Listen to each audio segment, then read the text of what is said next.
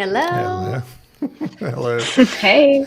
Hello to all of you watching here today, live or otherwise. We're looking forward to geeking out here today and fixing some dev problems of the week around what? Around how to handle error feedbacks.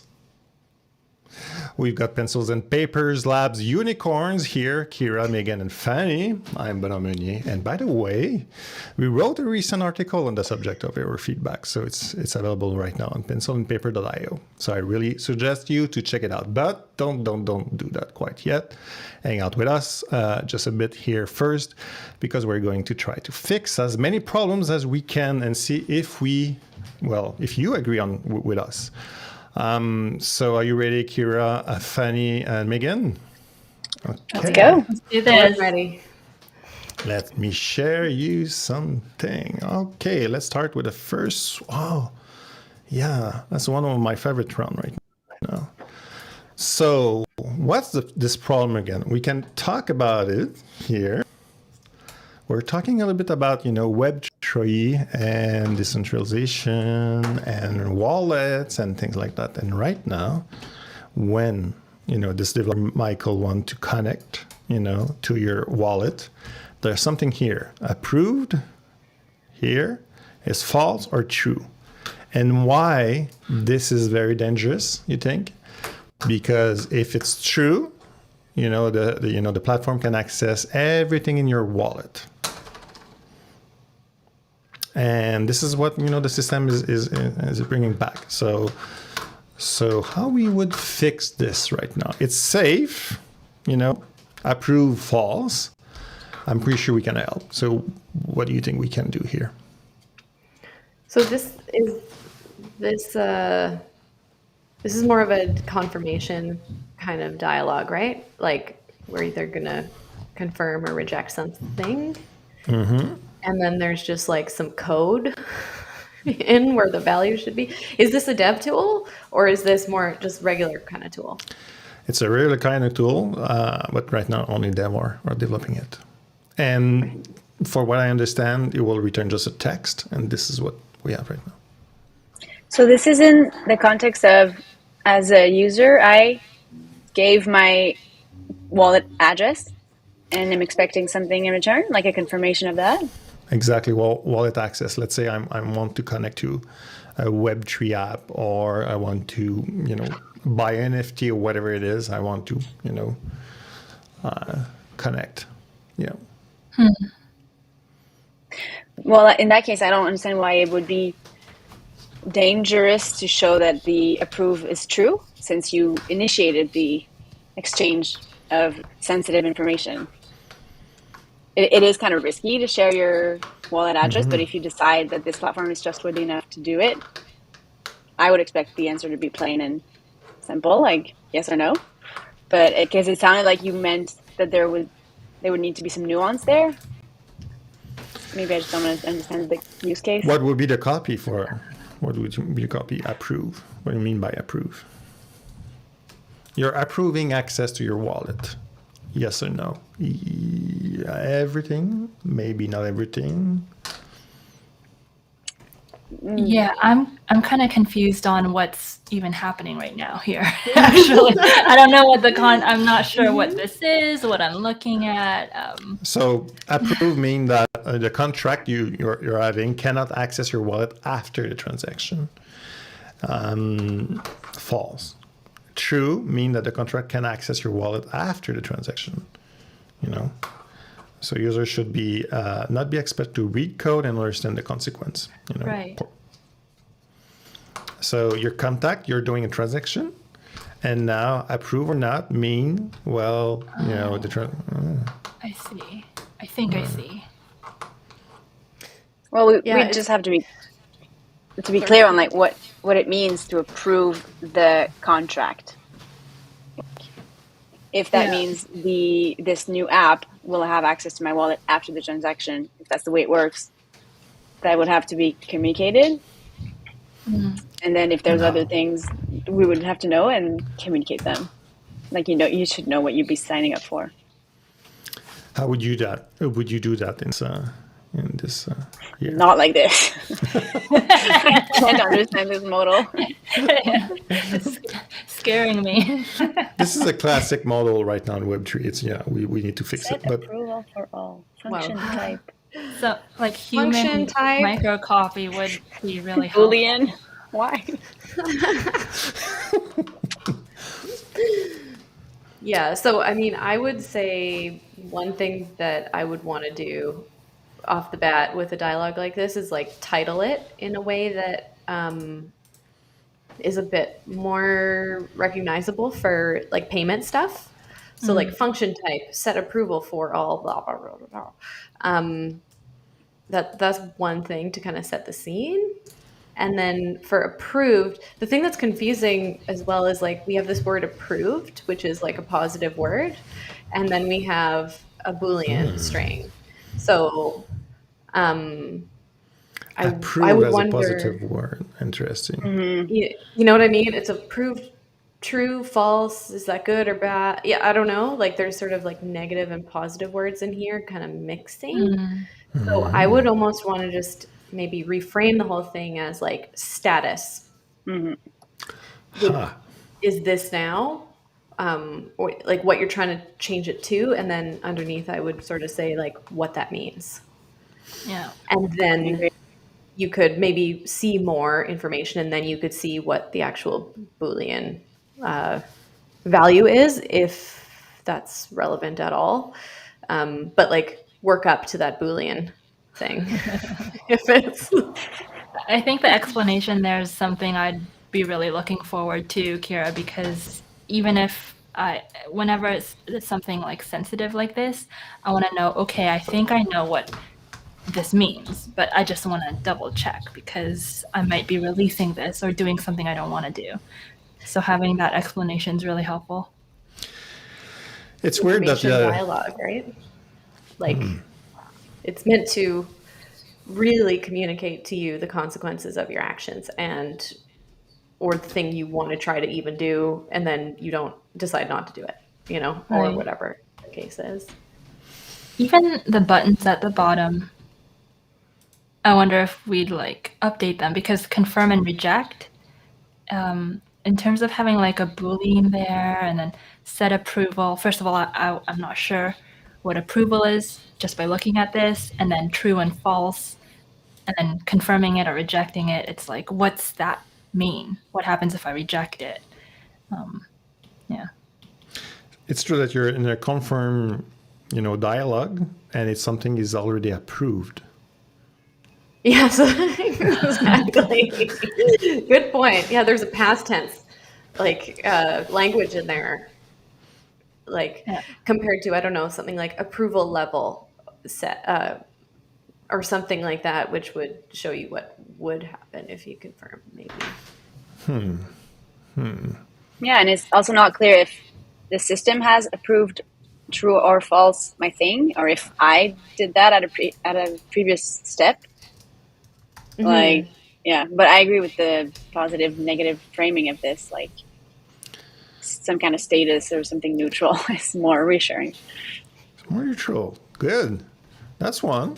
Yeah, that was interesting. Thank you, everyone. Okay, we have another question. Fanny, do you want to read it? UX patterns for manual review of error messages.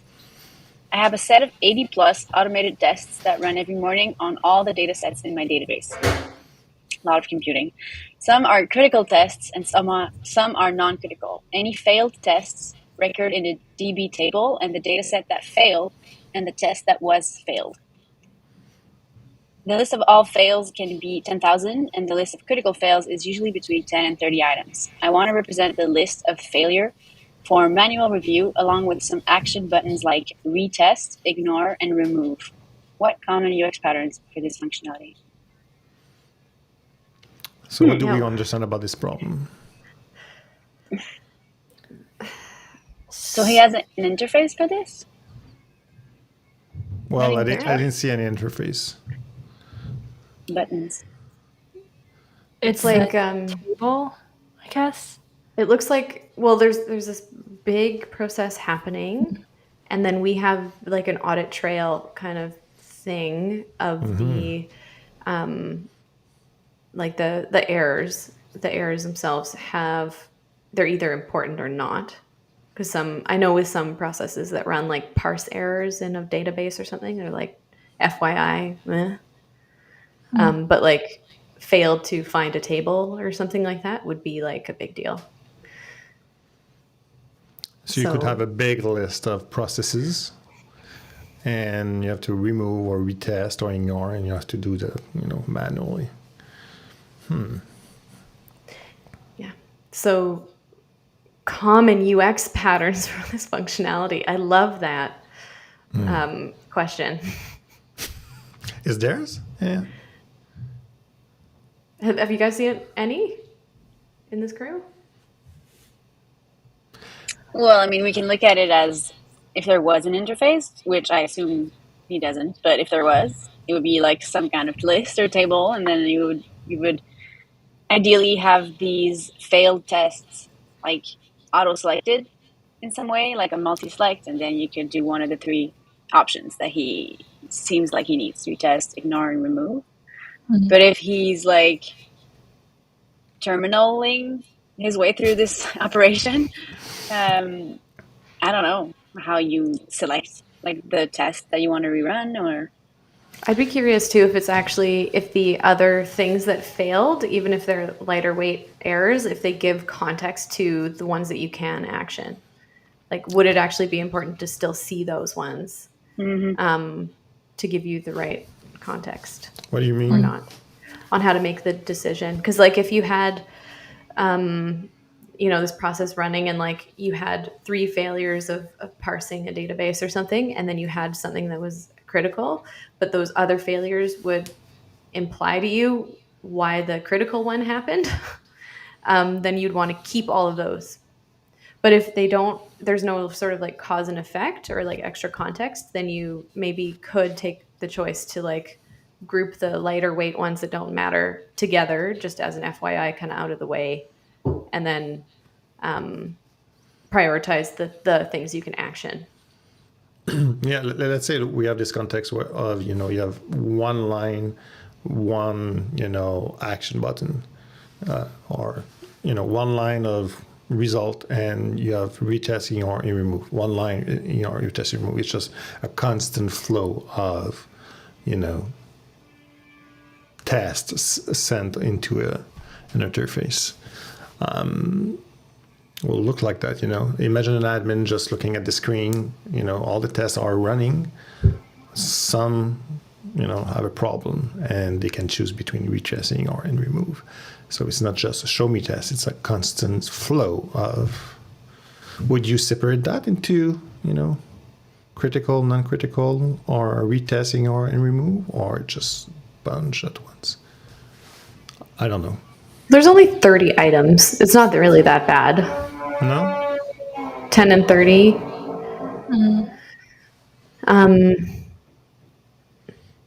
Critical fails. Oh no, the critical ones. Oh god, the fails can be 10,000. Yeah. Sorry. I And then the think it critical would can be be, yeah.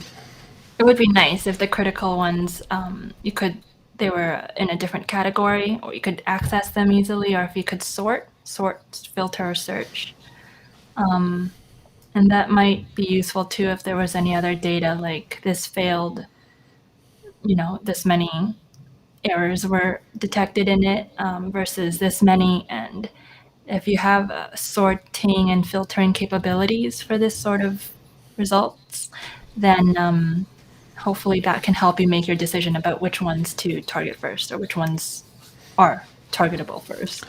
You could actually, in terms of common patterns, this just made me think about, I forget which code editor it is, but you have on this code editor, you have like a really zoomed out version of all like the code base on the side.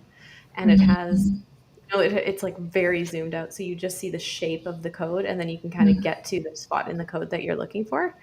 So I'd be curious if there would be something interesting like that, but like with a find functionality specifically, almost where you can like parse, like you could just go next, and you could get to the part in the list that they exist, but you'd still have the context kind of surrounding them. But you can get to them. Something like a find and replace in a way, but by status. Yeah, but then you can maybe see, like visually, maybe with colors, like a lot of, again, in code editors, you often get like green and red when stuff is different or new or has changed. So maybe it's just, if the tests that are green were good, you can ignore, and then you can kind of dig into the red zones and kind of gradually see which tests ended up creating a critical failure, like a hotspot, heat map. Oh, so you can move. You can move in this. You can sense what's happening right now in general, and you can zoom in by zones or areas that are red or green. And then you'd need some kind of part on the interface though that would show you the stuff that you've actioned, like stuff that's in progress. Because if you can independently like retest things, you'd want to like do a queue of like 5 or something like that. So there's and see like how they go. So there's kind of a queuing like processes that are happening that might be worth considering too. So there's a multi-selection that we have a lot of common patterns, of course, but they're queuing. Do we have any patterns for queuing? Could be different as another interface beside in a column somewhere, a dialog. What do you think? I think we put a few out there in our loading article, didn't we, Fanny? Isn't there a couple of queuing little snippets? I don't remember if that was the course article. No, we do talk about like how your loading state will depend on how you fetch your data. Like sometimes let's say product table, like you're going to get one row at a time. Other times you just wait for the whole thing to be ready. So there's maybe a parallel to do there. I don't know how immediate his entries of like errors are. Because it's true that the linearity of it should be important, I feel. You would want to make sure it's in the right order. If it kind of, again, like builds up into a critical one, you'd want to be able to retrace the history of that. Infinite scroll or pagination here, if we have like that many in this kind of experience? If it had a find sort of pattern with it, I would say we would want infinite scroll. You'd want access to everything. I would say too. In this kind of context, I feel like these are the people who are used to this scrolling 10,000 lines of whatever. So I don't think you would scare them. But you want a way to move to different areas. Oh. Okay. It has to be super fluid, I would say. And the action of tests or ignore or remove, you can do that individually and also in batches. Okay, good. I don't know what ignore means, but like it feels wrong to ignore critical things, and remove. And what's the difference between those two again? Yeah. Oh, interesting. But maybe there's a reason. Strike it from the record. Remove. Remove from history. Never happened. That's interesting. Why you want to ignore automated test? Well, if you had some kind of like dumb thing that recurred, like some sort of error that was like inflated as to how much of a big deal it was. It's like some plugin wasn't updated or something like that. Where you're like, I know we're going to do that in a month. Can I not like hear about it 10,000 more times? You might just get like, it doesn't affect my other stuff, so get it out of my face. Okay. Would like any confirmation when you retesting or remove? Would you like any confirmation? Ignore, or ignore, and you tell me why, or just ignore all the time for this specific test, or you would like to, just click and forget about it, or are you sure? What? I would say it depends on if this tool is collaborative. Like if different people can come on at different days and take care of the fails. I would want to keep a trace of like why we ignored, like a pull request. You would just kind of quickly jot down, this is about that, move on. and maybe some kind of confirmation if, because I can see the difference between ignore and remove being like, ignore this one, just this once, and remove could also mean like, just remove this test from the queue for the future ones. Or there, I feel like there might be more weight there. So maybe you would want to double, like, yes, I make sure I do want to remove it. I want to design this now, you guys. You want? Oh, interesting. Okay. Get into the dev tool game. Thank you. Let's do another one for fun. Yeah. Yeah.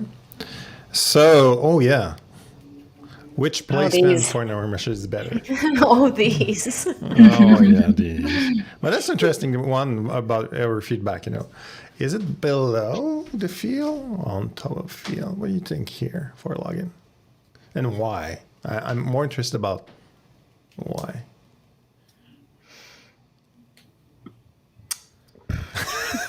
I feel like it's an easy one. What did you say, Fanny? I feel like it's an easy one. Well, what do you think? I would say below, just because of the way we read.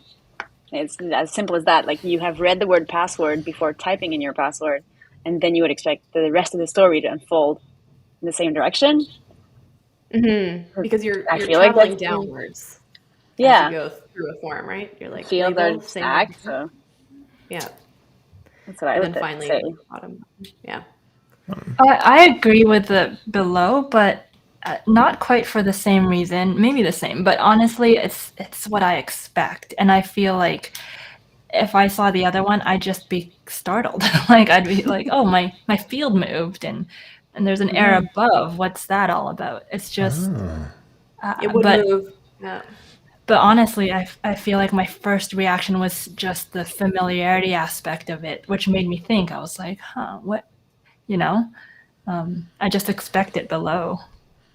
And I would almost I would think that if there was a text directly underneath the label, I would think that like that text would be more about prepping you to fill in the thing.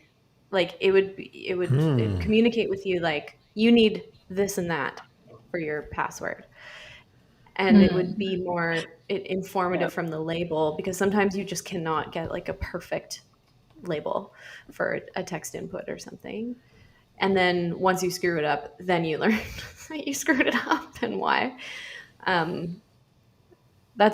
would be like the intuitive order of operations, I would think. Oh, so sad. Yeah, that's kind of what I would think. It's like it's a journey that you're going on. It's a journey. Yeah, a login is a journey. A form is a journey. A form is a journey. Oh, that should be a T-shirt again. Another T-shirt. Your login is a journey. Hey, Microsoft. Okay, let's do another one. Modal dialog with a form workflow. Do you want to read it for us, Megan? Yeah, sure. So, modal dialog with form workflow. I have a discussion with colleagues about what is the correct dialog workflow. My scenario is, number 1, open dialog. Second, enter and validate data. The submit button is disabled if the data is invalid. Submit the form to API, close dialog, and then show a toast message if there's an error on the API side. What my colleagues offer is open dialog, enter and validate data with disabled submit button if the data is invalid, submit data to API and keep the dialog open, show error toast, if any, while the dialog's open, and then close the dialog. Which solution is better from a UX perspective? Neither. Why, Thomas? Why then? Well, we're going to go for it depends. Nope. It depends. Yeah, I mean, a toast is something you get for free in your component library, and I get that they're cool to use, but given that the user has to re-input their data, and they need to know why their data they probably need to know why their data was screwy. It makes more sense to show it closer to the place that the person needs to work. You know, like a toast is usually at the bottom or something like that. The dialogue is probably in the middle of the screen. So you have to read from here to then do something in the dialogue. Or in the worst case than that, you have to like memorize what the toast said if it doesn't go away, and then reopen the dialogue manually. So my suggestion would be to actually repeat that, or to communicate that information somewhere in that dialogue, whether it's on the inputs themselves or at the top of the form or something like that. I have a question about this. So when it says submitting the form to the API and then there's an error from the API side, that means something in the back end, the system just had some issue. It's not necessarily that the user put something wrong, right? Well, it says enter the validated data. So I think that they're saying if the data is formatted wrong or something like that, that the submit button is disabled. Yeah, but assuming that the data is valid, then they can submit it. But there's actually an error on the API side. It's not that the value was not acceptable. Yeah. So in that case, but if that was the case, why would you need to do anything else to the dialogue if the system screwed up? Just try again? Yeah, can you even do anything about it? I think it looks like it's just so an API is like, oh, your form got trashed by the system or something like that. I don't know if you can do something. Hopefully that toast has a recovery action to tell you about. If not, I think I would lean towards the first scenario. If it's the system that's glitching out, I expect to close the dialogue, as in I submit it. It's done. I'm done. And then the system tells me, oh, we messed up. Nothing's going to happen with this. Okay, so because but I do have a question though, because it says submit the form to the API and then close the dialogue, and in my head I'm like kind of thinking they're the same, like I same action, which makes me not sure if I really understand what the second scenario is. Submit the form. So that's true. So if you submit, do you close the dialogue at the same time? Like submit, but like that's the. Sometimes you get a loading state on like an actual dialogue. But most of the time it closes, right? Usually the submit button is the close button kind of thing. Yeah. Save and close or whatever. Yeah. Yeah, it's like I've done what I can. I've entered and validated my data. As a user, that's what I have control over. Like submit, done. And then at a later time, if there is an error, it can happen outside of that modal. Because you don't have any control over it. The system will. Yeah. Yeah. Okay, good. Anything else on dialogue? And just say contact your administrator and don't tell anyone who the administrator is. Make sure to do that. And don't include any details about what went wrong. Just, But you said something, you need recovery at least. And a recovery, what will happen if you have a recovery message? What you're proposing?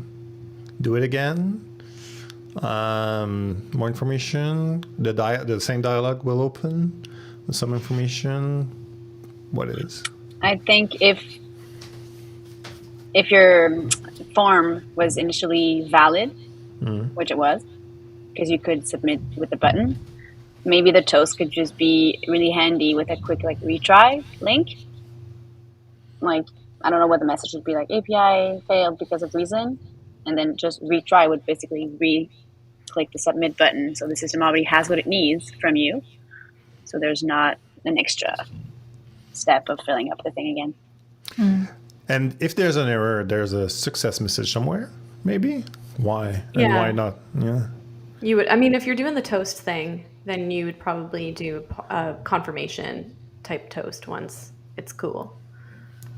Unless, of course, you do that action like a lot of times, like in a minute or something, and then you got like toast, like crazy toasts everywhere. You're like, oh. But it's weird that you have an action, but you don't have a feedback, right?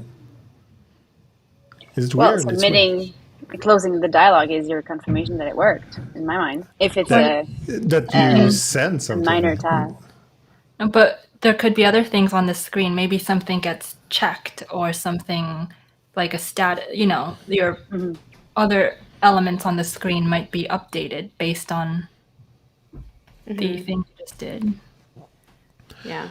So if there's an error, there's a confirmation somewhere. But where and how, that's another question. Okay, and if the system having a toast somewhere, is it a common practice to have some kind of a log at least to know what's happening? Because if you're not in front of a screen, you have to close the toast, or a toast will just appear temporarily. What's the best practice here for a toast? Good question, because in some cases you actually can't proceed unless this thing has been fixed. So you need to actually use like a persistent component that will be like in your face compared to the more FYI stuff. Yeah. So if it's a workflow, can you complete the workflow if you have a error toast message? Most of the time you're blocked.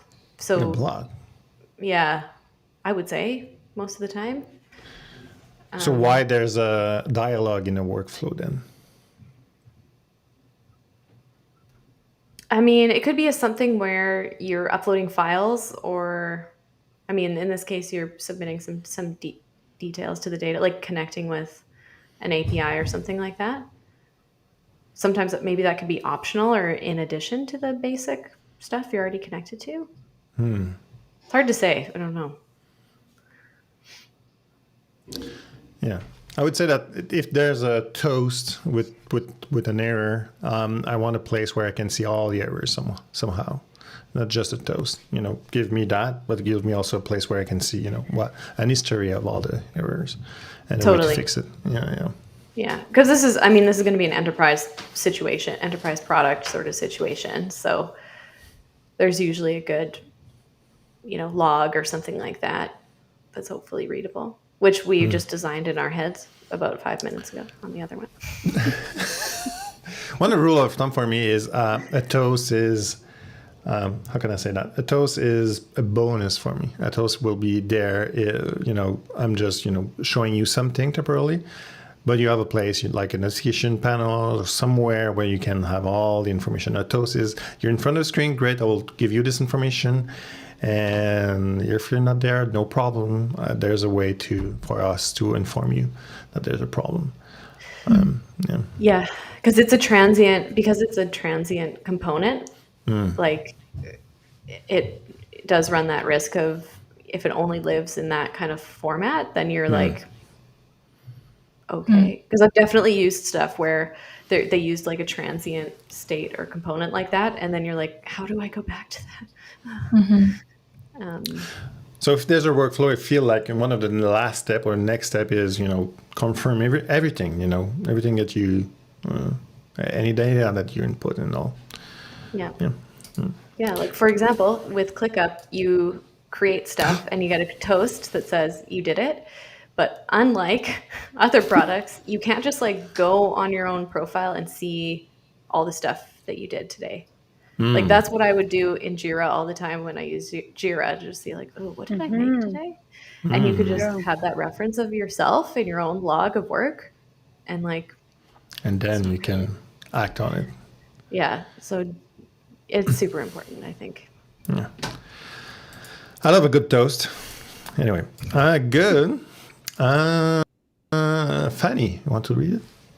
Oh no, it's time for Kira. Sorry, Kira. Sorry, Fanny. Yeah. I think I can still read. Yeah. Should I hide continue button until tasks are completed? Do you want to read? Because you already have an answer, right? No, I will listen. No. It's important to listen. It's important to listen. Okay, go. In a multi-step wizard, some of the steps present the user with a list of tasks that must be completed before continuing to the next step. Each task in the list opens a pop-up where the user completes the task. So it's kind of checklisty. I have 3 possible solutions for the continue button. Show it all the time. If the user clicks it before all tasks are complete, the user will be shown information about what must be done before they can continue. Show a disabled button that is enabled when all tasks are completed. In its disabled state, the button will have some generic message that all tasks must be completed before you can continue. Hide the button and only show it once all tasks are completed. Okay. You cannot use the it depends. We should have It depends in this game. I have a preference for sure. Yeah. Hit us, Megan. What do you think? Yeah.